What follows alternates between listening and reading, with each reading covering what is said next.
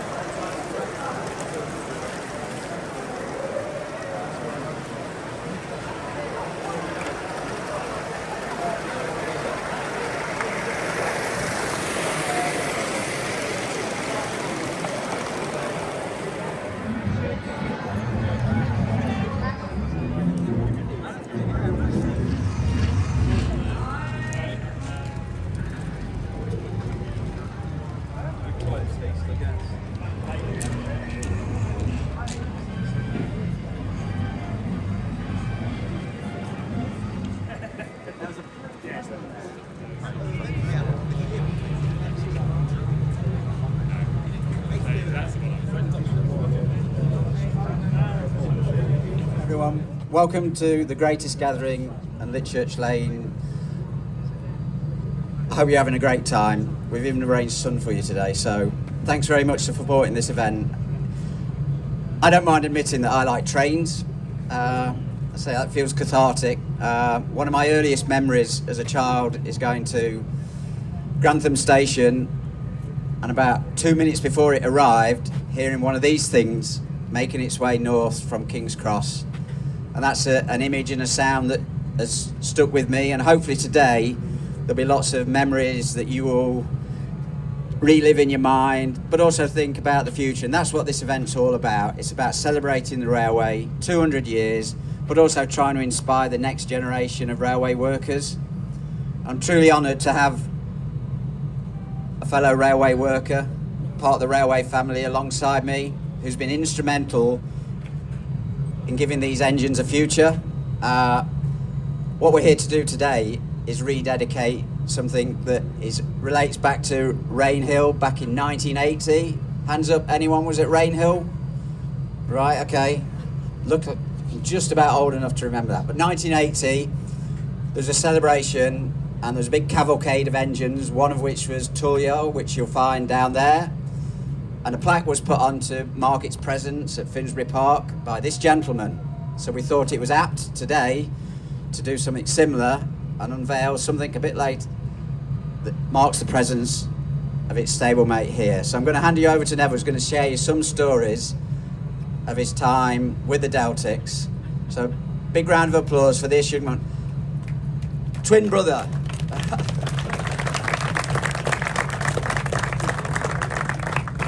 Thank you. Can everybody hear me?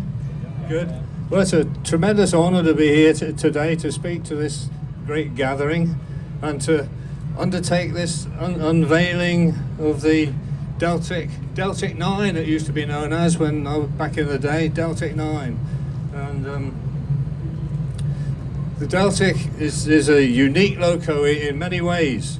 It was the most powerful passenger diesel locomotive that BR ever had.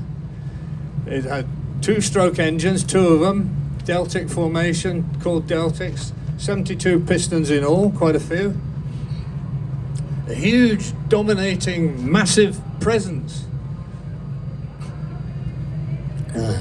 And the last thing I'll mention now, the Deltic sound. Absolutely nothing like it. I could go on, but I won't. After the success of the blue prototype, hence the tie, there were some prominent and forceful managers in BR who saw its potential, and in 1960-61 the fleet of 22 of them burst upon the East Coast Main Line, and for 20 years they dominated the East Coast Main Line with a performance on the 100 mile an hour timetable and performance. No diesel could catch them.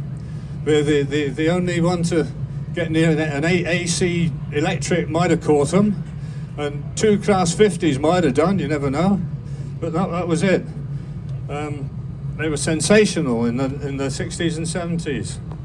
Then, as quickly as they came, 81, 82, by 82 they'd all disappeared from the scene, victims of the HST. A short life, but what a spectacular one. But a second existence beckoned. There was a group of enthusiasts in 1977 that got together and formed the Deltic Preservation Society. And they were determined to save Deltics from scrap and run them in preservation. The DPS bought two and acquired a third one later. The National Railway Museum got one and still got it, I think. And there were two others acquired by D9000 Limited and now owned by Locomotive Services Limited. I think they're based at Crewe Diesel Depot, which was my existence before I got involved with Deltics. So, six out of 22 isn't bad, is it? And there's 3 of them are here today. I've seen 2 and I've yet to find the third. I don't know if anybody can tell me where it is, but I'll go and have a look.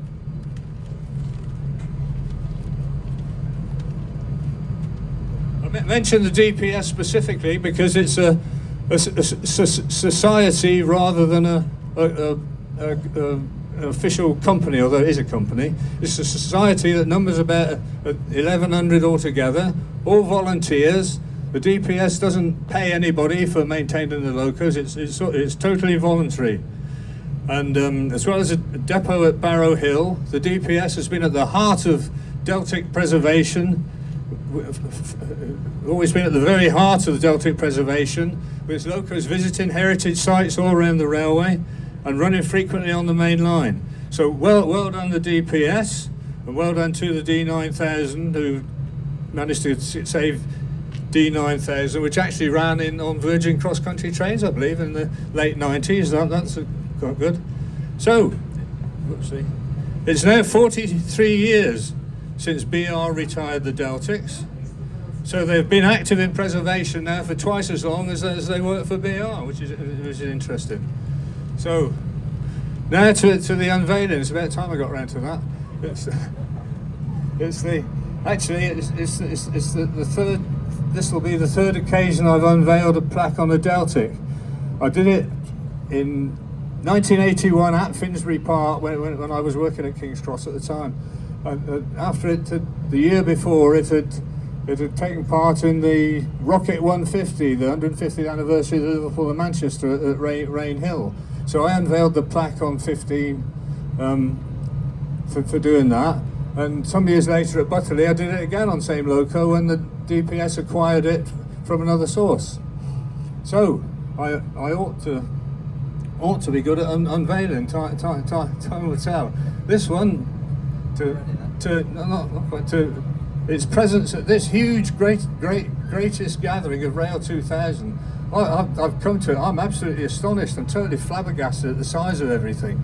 It's tremendous. And to be able to unveil a plaque that associates Deltic 9 or number 9, Elisodon 55009, whatever you like to call it, I'm totally honoured to do it. So we'll see if it works.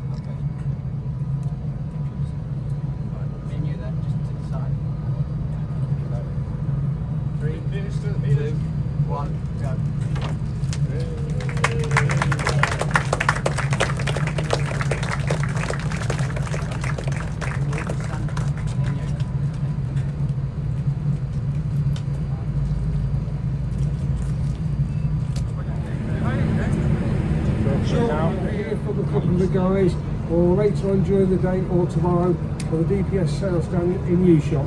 Thank you very much for coming along and supporting the Deltic Preservation Society.